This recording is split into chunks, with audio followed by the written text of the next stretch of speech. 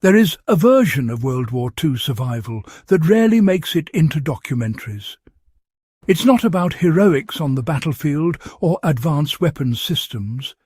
It's about the quiet knowledge soldiers carried with them, knowledge that could mean the difference between living and freezing, starving, or collapsing from exhaustion. Some of these survival methods were so effective that armies, they deliberately restricted their discussion. Not because they were unethical, but because they revealed vulnerabilities, exposed hard truths about supply failures, or, undermined morale by showing how little technology actually mattered in the end. What you are about to hear is not myth, rumour, or internet folklore. These are survival practices documented in wartime manuals, field reports, and post-war accounts. They worked then, and they still work now. If you study history to understand how people truly survive collapse, stay with this, because this is where theory ends and reality begins. The first suppressed lesson was that controlled hunger improved endurance. During extended operations, soldiers discovered that constant full meals were not always optimal. Short, controlled periods of reduced intake sharpened alertness and reduced digestive fatigue. Military leadership discouraged discussion of this because it clashed with official nutrition doctrine and risked being misinterpreted as neglect. Civilians and resistance fighters, however, learned to manage hunger deliberately. Smaller, frequent portions conserve food while maintaining performance. Applied today, this means pacing caloric intake during shortages rather than exhausting supplies early. Learning to function effectively without constant eating builds resilience long before an emergency occurs. The second closely guarded trick involved micro-shelter construction. Soldiers learned quickly that large shelters wasted energy and heat. Small, low-profile sleeping spaces retained warmth, reduced visibility, and required fewer materials. Official doctrine focused on tents and standardized bivouacs, but veterans quietly passed down techniques for digging shallow sleeping pits, insulating them with debris and covering them tightly. Modern application is straightforward. In a cold weather emergency, smaller enclosed sleeping areas retain body heat far better than open rooms or large tents. Even indoors, creating a reduced sleeping zone using furniture, blankets and insulation dramatically increases warmth without added energy. The third lesson was that sweat was more dangerous than cold.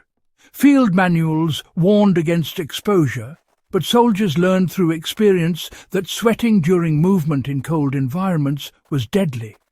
Wet clothing froze quickly and led to hypothermia. Veterans learned to move slowly, vent clothing deliberately, and stop before sweating began. This remains one of the most important survival principles today. During winter emergencies, overdressing while working can be fatal. The correct approach is to stay slightly cool during activity and warm up during rest. This single adjustment prevents moisture buildup and preserves core temperature over time. The fourth suppressed technique involved scent and waste discipline. Soldiers learned that improper waste disposal attracted animals, spread disease, and revealed positions. Some of these practices were restricted because they exposed how vulnerable camps were to detection. Applied today, this knowledge matters in extended outages or off-grid living. Waste must be managed downwind, food scraps sealed, and sanitation maintained even in cold conditions. Survival is not only about staying warm, but about avoiding secondary threats that compound over time. The fifth lesson centered on foot care as a survival priority. Trench foot and frostbite incapacitated more soldiers than enemy fire in certain campaigns. Soldiers learned to dry feet religiously, rotate socks, and massage circulation daily. Commanders often avoided emphasizing this publicly to prevent panic. Modern survivalists often underestimate foot care. During prolonged cold exposure, dry footwear, periodic airing, and maintaining circulation can prevent injuries that immobilize you when movement is critical. The sixth trick was the strategic use of sleep deprivation. Short-term sleep reduction during critical periods improved vigilance and mobility. Soldiers learned to bank rest when possible and push through limited windows when survival demanded it. This was rarely discussed officially due to morale concerns. In emergencies, understanding how to manage fatigue intentionally rather than fighting it blindly is essential. Knowing when to rest and when to move can prevent mistakes that exhaustion causes. The seventh technique involved thermal layering order, not quantity. Veterans learned that insulation from below mattered more than layers on top. Sleeping on cold ground drained heat rapidly. Insulating beneath the body conserved warmth far more effectively than piling on blankets. Today, insulating sleeping surfaces using foam, cardboard or spare clothing is honestly one of the most effective no-power heating methods available. This principle is timeless and, often ignored. The eighth lesson focused on quiet morale preservation. Small routines, hot drinks, shared tasks, and predictable schedules stabilized mental health under extreme conditions. Commanders understood this, but rarely documented it formally. In modern crises, maintaining routine and small comforts reduces panic and improves decision-making. Psychological survival supports physical survival. The ninth and most sensitive survival trick was adaptability over obedience. Experienced soldiers learned when to deviate from doctrine to stay alive.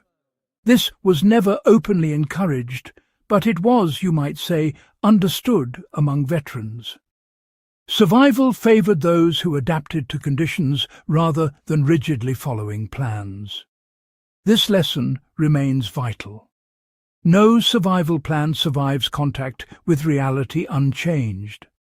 Learning principles rather than scripts allows effective response when conditions shift. Why these lessons still matter? World War II stripped survival down to fundamentals. Heat, movement, rest, sanitation, morale, and adaptability determined who endured. Technology helped, but knowledge carried people through when systems failed. If this guide gave you insight beyond surface-level history, subscribe to Homefront Survival for more deeply researched survival lessons drawn from real wartime experience. Share this video with others who want history that teaches rather than entertains. Survival knowledge is only useful if it is remembered and passed on.